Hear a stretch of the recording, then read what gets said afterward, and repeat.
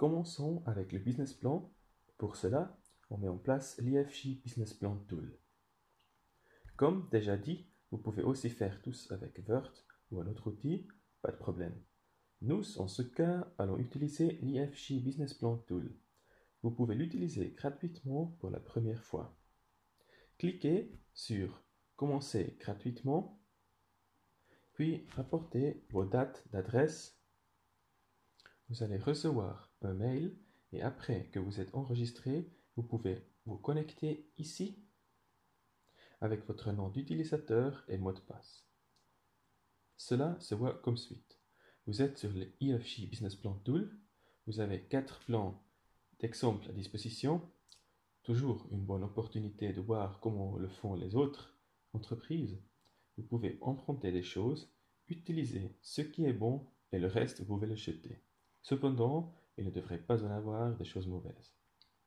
Moi, j'ai déjà mis en place notre entreprise, The Cali Camp. Ce qui est notre exemple qu'on va voir. Alors, on prend le camp de surf comme expliqué en introduction. Et l'outil nous amène de pas en pas vers le business plan. Cela veut dire qu'on a la navigation principale sur la gauche. On va donc commencer avec les informations de base. Après, on va avoir l'analyse, la stratégie, les mesures, les comptes prévisionnels et le sommaire de gestion. Quand tout est fait, le business plan est fini. On peut l'imprimer avec la fonction imprimante ici. On peut copier le business plan. Si on dit, par exemple, on va faire une variante A et on veut faire une nouvelle variante B, par exemple, super best case, ou si tout se marche très mauvaise, comment on va réagir à cela? Pour cela, on peut juste copier le business plan déjà existant. Et on a ici le symbole pour inviter de nouveaux collaborateurs. Cela veut dire que je ne peux plus seulement travailler moi-même sur ce business plan, mais je peux aussi inviter mon partenaire et on peut travailler ensemble sur ce business plan. Eh bien, je crois que la corbeille en papier, je ne dois pas expliquer. Si vous n'êtes pas content, vous pouvez jeter votre business plan. Les informations de base qu'on va entrer ici devront aussi être très évidentes. Pour commencer, on entre le nom du plan de Cali Camp, quand on va se lancer, et même si on a déjà commencé en 2013, on va se dire qu'il n'y en a encore aucun camp de surf en Californie pour des adultes, et en 2016, le premier va aller en ligne. On a ici le nombre d'années d'analyse. Cela n'utilise que ceux qui ont déjà une entreprise existante. Cela veut dire j'ai déjà une entreprise fonctionnant depuis 5 ans et j'aimerais grandir maintenant. Pour cela, je ne dois pas forcément analyser tous les 5 ans, mais je peux dire, bon, l'année passée ou les 2 années passées. Pour cet exemple, on ignore cette fonction et on va vers le point prochain, les années de plan. Ici, on peut régler, si on veut regarder pour les prochains 3 ans, 4, 5, 6 ou 7 ans. Et cela est fortement dépendant de la nature de votre entreprise. Supposons que vous reprenez une entreprise qui existe déjà il y a 20 ans et le propriétaire va en retraite. Alors, la banque peut par exemple dire, bon, 3 années c'est suffisant. Montrez-nous comment les 2 années précédentes étaient. Cela veut dire, ici, 2 années d'analyse. Et montrez-nous ce que vous pensez qui se passe dans les 3 années prochaines. Pour un projet comme le nôtre, où on va en Californie, je prends consciemment 5 ans. Pourquoi? Je sais qu'en première année, je dois en premier démontrer que cette idée de fou fonctionne quand même. Que ce n'est pas juste quelque chose que 2 personnes pensent que cela peut fonctionner. Mais qu'il y en a franchement des clients qui vont payer pour cela. L'année prochaine, et pour démontrer que ce n'était pas justement un hasard. Et l'année troisième est souvent cela où on apprend comment faire de l'argent, où on va établir l'entreprise.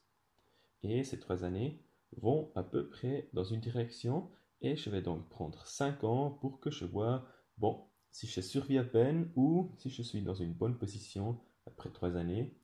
Est-ce que cela va devenir une entreprise sérieuse? Et donc, je vais voir ce qui se passe dans les 5 ans. Nom d'entreprise, lieu est évident. Dans notre cas, on a une partie du quartier général en Suisse, on peut dire le centre européen, et on a aussi une entreprise en Californie. Mais on va ici juste mettre la partie suisse.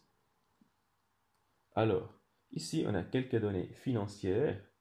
Combien de temps veut passer jusqu'à ce que les clients aient payé après qu'on a envoyé les factures?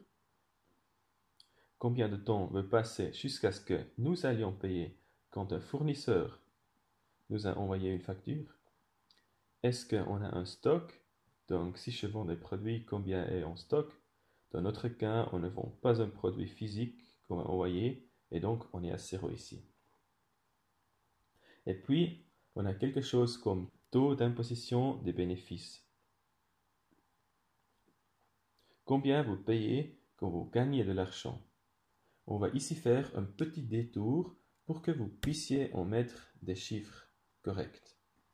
Car si vous ouvrez une entreprise, vous devez vous sympathiser avec quelques mots spécifiques.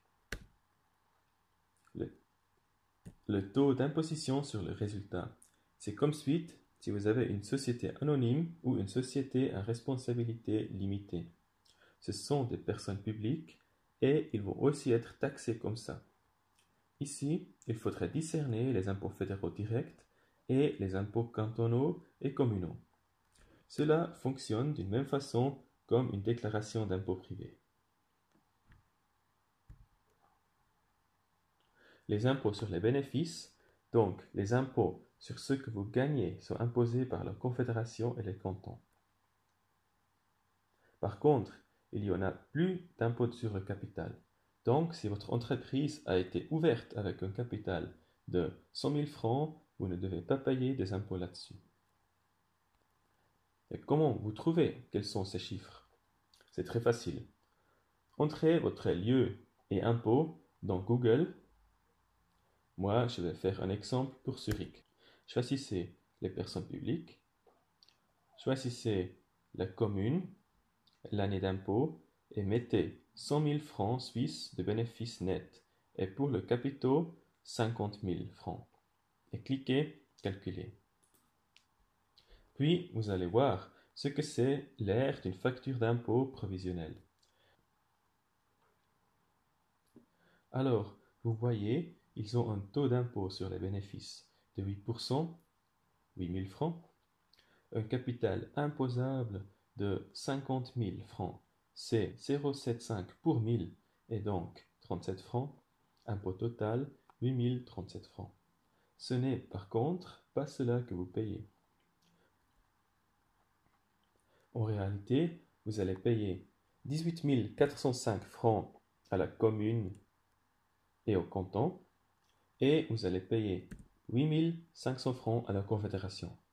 Donc, des 100 000 francs que vous recevez, vous devez payer presque 27 000 francs à l'État. Donc, maintenant, vous savez que 8% est le taux d'impôt et vous pouvez le mettre ici. Si vous devez payer des intérêts car vous devez lever des capitaux, regardez ce qui est actuel. Demandez si besoin. Moi, j'ai mis 8% et 4% par exemple. Puis, dites ce que c'est la monnaie, dans quel format de chiffre devrait être mis, et puis vous avez presque fini avec les données de base. Nous, on a aussi ajouté un logo et on a ici les auteurs.